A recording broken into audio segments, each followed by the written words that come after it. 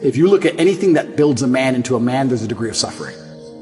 So many men say, I want to be the man, but they don't want to suffer. They don't want to fight. And I don't understand why, because even if you look at a superhero movie, they tell you, even in superhero movies, they make it very clear. Batman's parents died. That's why he's Batman. It's very hard to become a man and have a man who's respected and has stories and is capable when he only had a nice life and nice experiences. It's usually the things that made you the best version of you are usually the worst things that happen to you. All the bad things have to happen. There's no way to get there without the bad things. Where do you find the strength when you're in these difficult situations? I always find the strength from my last name. I'm Andrew Tate. So I just have to do it. I'm in a Romanian jail cell. I wake up, there's cockroaches in my bed. They're all over my face. What am I going to do? Cry? Am I going to go and sign a piece of paper and say I'm guilty? I'm going to sell my brother out? No. I'm going to take the cockroaches off my mouth. I'm going to do some push-ups because I'm Andrew Tate. When shit really gets hard, honor and courage and bravery and your last name is all you've ever had. Especially with men, none of them are bestowed with the things that the masculine essence needs to be a good man. You need pride. You need honor. Matrix media, they say, why did you get so big? Because I'm telling the truth.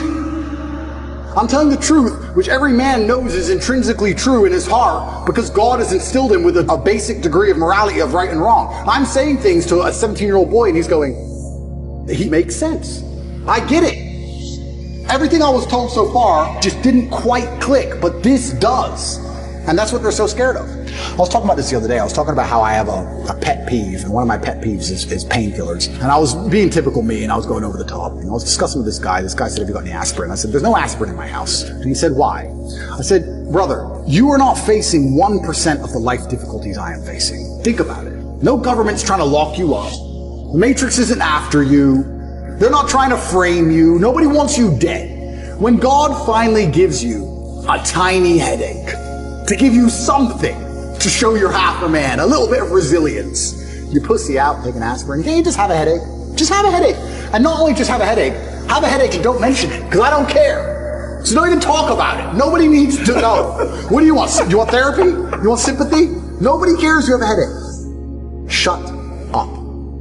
Like nearly any problem on earth, whether it's men's mental health, whether it's women's mental health, no matter what it is, whether it's crime, no matter what it is, how do you fix the problem? By building men of caliber, by building men of capability and status and honor and dignity, and by building men of ability to be good standing citizens who are respected by their peers. All of it comes back to improving men. All of it. Every single problem you can possibly name, it comes back to building strong men of capability who are respected. That's all. It's the baseline of humanity. Men always has been the baseline of humanity. And that's why nearly every problem we can name, all of them are in a direct negative correlation with masculinity. As masculinity plummets, all this garbage is going up through the roof. Is that a coincidence? Absolutely not, really not. It's you can literally see it with a graph, and you can see it happening. Saving the way men think and operate, growing a new generation of men who understand they have duty to themselves, their last name, and God, literally saves the world. All of it. Women respect men who stick by their principles and their beliefs, and the principles and beliefs of a man are always to do what he is supposed to do regardless of how he feels. You must train when you don't feel like training. You must protect when you don't feel like protecting. You must be a good man. And when you're actually a truly good man and a high value man, this is something I absolutely realized in jail. I have no problem suffering if the people I love are not suffering. My children are taken care of. The women I love are taken care of. My mother is taken care of. Everybody around me is fine. Even if they've removed me from my life and locked me in a jail cell, everybody I love is taken care of and is protected and is living good. I must suffer because I am a man. I am the head of my empire. I'm the head of the clan. Of course I will suffer, but the people I love are not suffering. This is what God has bestowed upon important men since the beginning of time. Not just important men, all men. The men in the Titanic as the boat was going down, about to be sucked into the icy cold water, some of the last thoughts in those men's head, I know, was at least I saw my daughter and my wife get on that boat. Absolutely. I'm happy to plunge into this ice cold water because there they are, on that boat, away from danger. Everyone we love and everyone in the world who we care about was taken care of. And I said, Andrew, would you rather us both be at liberty, but someone else in our life suffer? Mum suffer?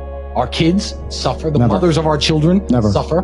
No. I'm glad it was me. I'm glad I was the one who was suffering and everyone else was okay, because that's what being a man means.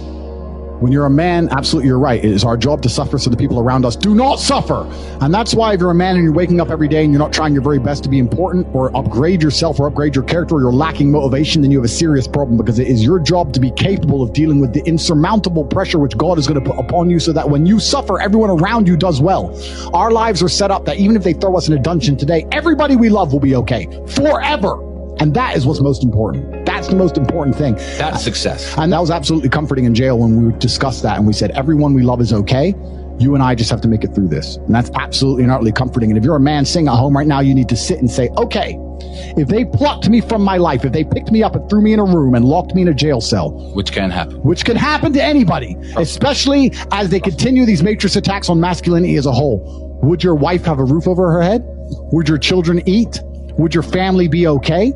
Think about these things. This is what you're working for. You're not working to make money so you can buy a Lamborghini. You're working to make money, and you're thinking outside of the box, and you're becoming your best version of yourself, so all the people around you will always be okay no matter what happens. It is your job as a man to suffer.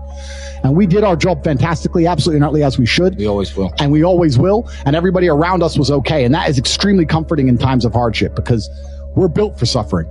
We were absolutely and utterly built for suffering. No matter how close I came to crying inside of that jail cell, I knew all the people around me were safe and all the people around me could eat. And that's all I cared about. I used my phone calls. When I would call other people and they were asking me how I was, I'd say, we don't want to talk about me.